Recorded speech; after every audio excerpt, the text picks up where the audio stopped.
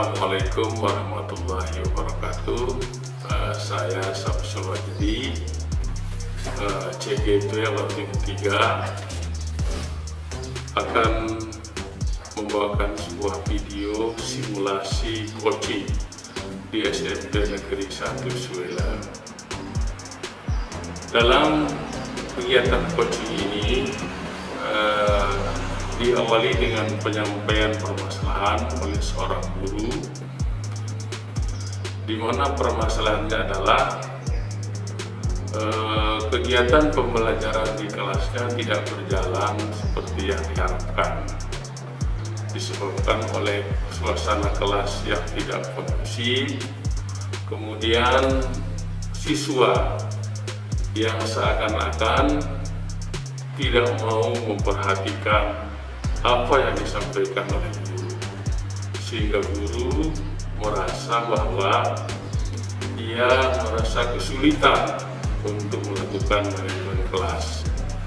Kemudian dia datang ke saya untuk mengadukan permasalahannya dan kami berdiskusi untuk menyelesaikan permasalahan tersebut dengan coaching model Tirta.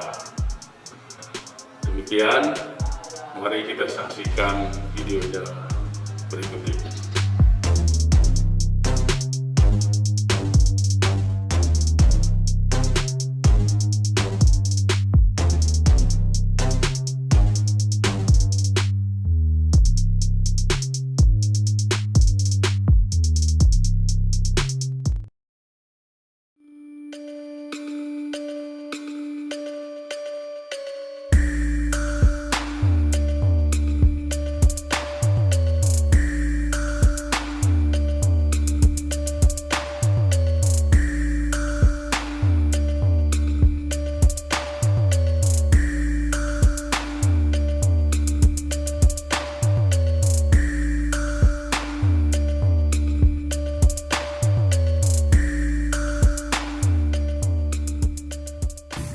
Waalaikumsalam warahmatullahi wabarakatuh.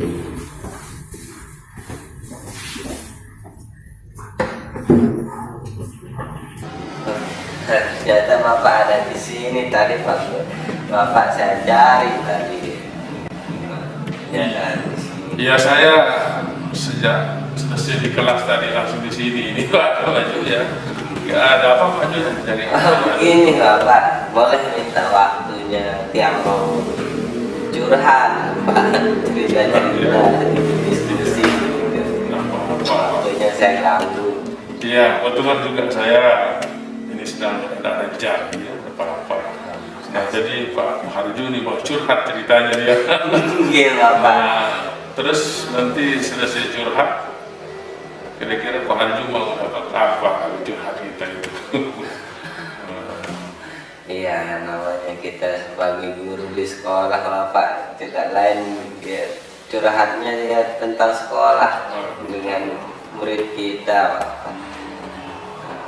Berhubung tadi itu saya habis ngomel-ngomel di kelas hampir 1 jam saya ngomel ceramah mereka, karena mereka seperti tidak butuh dengan kehadiran kita. Apa yang kita sampaikan, tidak mau perhatikan apa yang kita merhatikan guru. Ada saja yang melakukan hal yang tidak.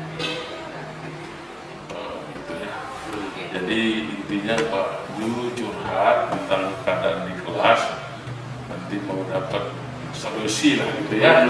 Karena berhubung Bapak kan sebagai guru penggerak, setidaknya mungkin di Bapak guru aja di sebagai guru penggerak mungkin ada solusi yang bagus, yang sangat istilahnya baru mungkin nanti, yang sangat-sangat manjur untuk kita terapkan nanti. Semoga saja bisa. Sebetulnya sih semua kita punya solusi Pak ya. Nah, terus dari permasalahan yang Bapak hadapi itu ya, artinya anak-anak tidak memperhatikan ya, kurang apa istilahnya, tidak tertib itu. Menurut Bapak kira-kira apa sih agar Bapak bisa menyelesaikan anak itu seperti itu. Akar permasalahannya ya karena mereka tidak berdisiplin. Disiplin mereka ya justru intinya itu di disiplin itu. Gitu ya. Berarti anak-anak tidak berdisiplin ya. Bagaimana apa ya pernah langkah Bapak ambil selama ini untuk mendisiplinkan anak-anak di kelas itu, Pak? Kalau langkah yang sering saya ambil ya untuk mendisiplinkan mereka, saya tegur beberapa kali, melakukan teguran. Setelah itu kadang-kadang waktu kalau sudah melewati saya hukum dan hisap. Ya. Kalau tidak jual telinga. Kalau bahkan sampai saya keluarkan mereka dalam pelajaran ya Bapak. Itu yang Paling parah. Terus dari apa yang langkah Bapak ambil itu, menurut Bapak efektif nggak itu untuk membuat dia berdisiplin? Itu juga masalahnya. Dikala itu dia dengar ketika kita berikan nasihat. Kita hukum iya 1 minggu mungkin paling sering. Di kesempatan yang lain dia ulangi lagi. Begitu ya? Berarti Tidak menimbulkan efek jerah kayaknya Bapak. Kayaknya membangun disiplin itu mungkin ada kan yang kira-kira solusinya. ya, berarti yang Bapak ambil itu tidak membuat dia jerah. Pernah tidak Bapak mengambil langkah lain misalnya untuk mendisiplinkan anak selain seperti tadi dengan hukuman fisik itu? Pernah nggak? Selain kita menghukum dengan fisik ya Bapak, mengeluarkan itu, kalau saya sih mungkin ini di dalam pikiran yang mungkin termasuk pernah. Saya itu pernah di kelas 8A Bapak, itu anak ini mungkin hampir semua guru mencap dia anak yang nakal. Tapi saya tahu anak ini ternyata dia anak yatim, tinggal dia neneknya mendidik. Jadi saya pikir anak ini nakal gara-gara kurang kasih sayang, butuh perhatian yang lebih gitu. Jadi ketika saya masuk di kelas ini, anak itu tidak saya marahi walaupun dia. Jadi saya bimbing terus, nasihati, ajak ngomong gitu, hati dari hati. Kira-kira apa permasalahan? Nah, justru anak ini respect terhadap saya gitu. Tidak seperti ke guru-guru yang lain. Mereka lebih senang dengan saya. Seperti untuk belajarnya makin semangat kalau di tiap apa. Dia tidak ragu-ragu untuk mengeluarkan apa yang dia dalam isi hati dan pikiran. Itu yang Bapak lakukan ya? Biasa itu berarti Pak Arjun sudah melakukan suatu hal yang luar biasa. Ya, kalau istilah sekarang itu semacam disiplin positif itu sudah gitu Bapak lakukan itu. Bagus ini Pak Arjun. Positif namanya Bapak. Iya. Tapi kan Bapak sudah lakukan gitu ya. Oh, berarti disiplin positif itu kita melakukan hal yang positif, tidak melakukan hukuman gitu Bapak. Itu namanya disiplin positif. Kira-kira untuk Bapak dia enggak itu kira-kira? Kan tadi perbedaan kalau di awal tadi kan Bapak melakukan hukuman fisik ya. Nah terus pada saat yang anak yang di kelas lain yang katanya anak yatim itu pakai fisik atau enggak? Enggak. Oh iya, Bapak pakai apa kira-kira di situ? Saya berbicara dari hati. Dari hati ke hati ya. Ya seperti itulah kira-kira yang positif. artinya mendisiplinkan anak tidak menggunakan kekerasan. Hati-hati, sudah mantap ini Pak Harju. Luar biasa sudah ya. Kira-kira nanti kemudian setelah itu Pak Harju, apakah menurut Bapak hanya masalah disiplin itu aja yang membuat anak-anak tidak perhatian sama Bapak? Atau ada hal-hal lain yang perlu Bapak perbaiki? Mungkin bicara dia mengajar Bapak, tapi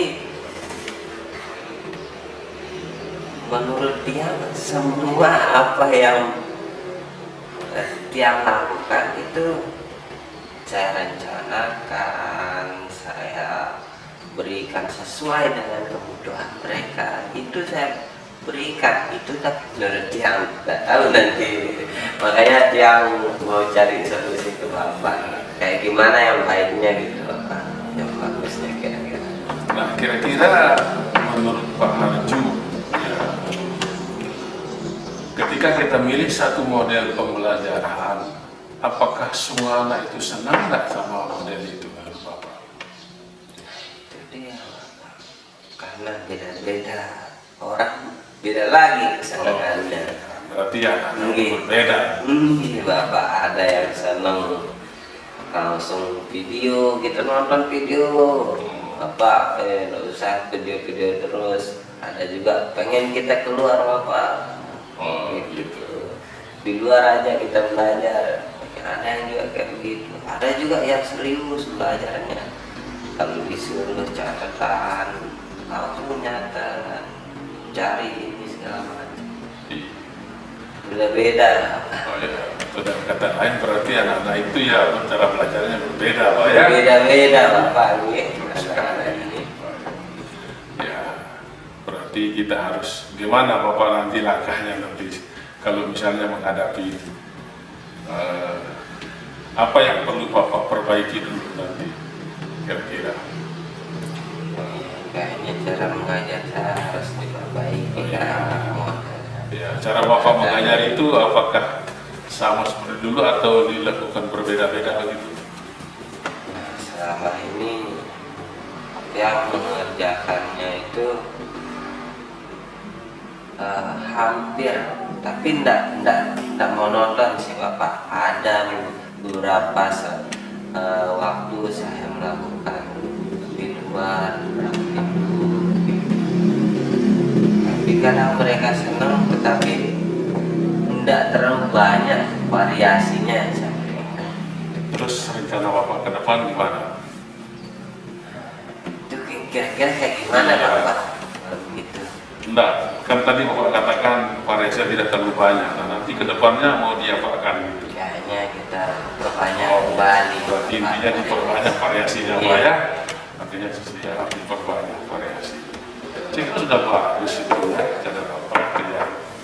Nah, mungkin ini juga istilah sekarang kan disebut dengan, pernah dapat dengar istilah RPP berdiferensiasi, pembelajaran berdiferensiasi.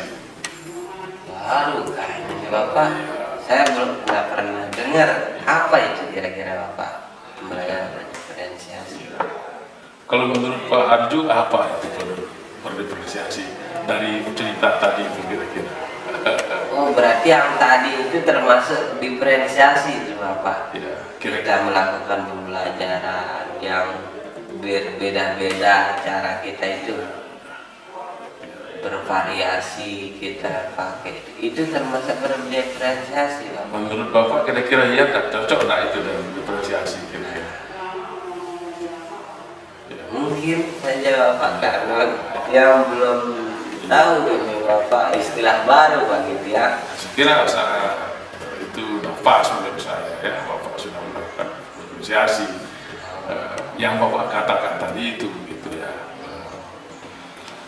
Ya, saya kira ini bagus sekali Pak Harju. Nah, terus berarti kedepannya ini ya, setelah tadi kan ketemu bahwa masalahnya disiplin dan cara ngajarnya. Nah, kira-kira rencana Bapak ke depan apa yang Bapak ambil langkah di kelas 8E itu ya, apa yang Bapak ambil langkah gitu kira-kira? Kita berarti kita akan lakukan dengan pendekatan disiplin positif Ya, kayak dulu Bapak. lama. Setelah itu nanti kita berusaha melakukan pembelajaran berdiferensiasi. Oke, berarti intinya hal Pak ya. Oke. Kalau boleh saya ulangi, ini berarti Bapak melakukan disiplin positif dan pembelajaran berdiferensiasi. Nah, dalam proses melakukan ini kira-kira apa komitmen Bapak? Apakah ini hanya sebuah rencana ataukah akan melakukan action gitu? Saya pikir untuk kemajuan kita bersama, saya akan lakukan. Saya akan berkomitmen, janji Bapak. Tapi mohon bantuannya Bapak nanti kalau sudah saya lakukan, mungkin kita balik diskusi gitu, untuk perbaikan. Pak, iya, Ya, kita apa yang akan kita diskusi saja ya, kita harus Oke, diskusi. Pak. Ya. Jadi harapan Bapak apa nanti dari setelah melakukan action itu? Ya, harapannya akan lebih baik lagi. Anak-anak tumbuh kesadarannya dan disiplin Bapak, tanpa kita harus main fisik, kekerasan, hukuman, mudah-mudahan bisa terjadi itu. Dan pembelajaran kita lakukan nanti lebih bervariasi. Nah, jadi anak-anak tidak bosan.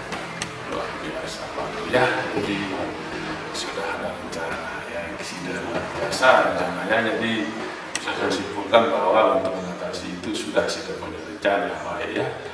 Ya, saya berharap mudah-mudahan dari rencana situ tadi itu bisa menyelesaikan permasalahan kita di situ Pak. Ya. Mohon dukungannya Bapak, Ya, gitu ya kita- Bapak. kita- Nggih. Semoga bisa Bapak. Terima kasih Bapak. Ya, sama-sama Pak ya. Mari Bapak. Waalaikumsalam.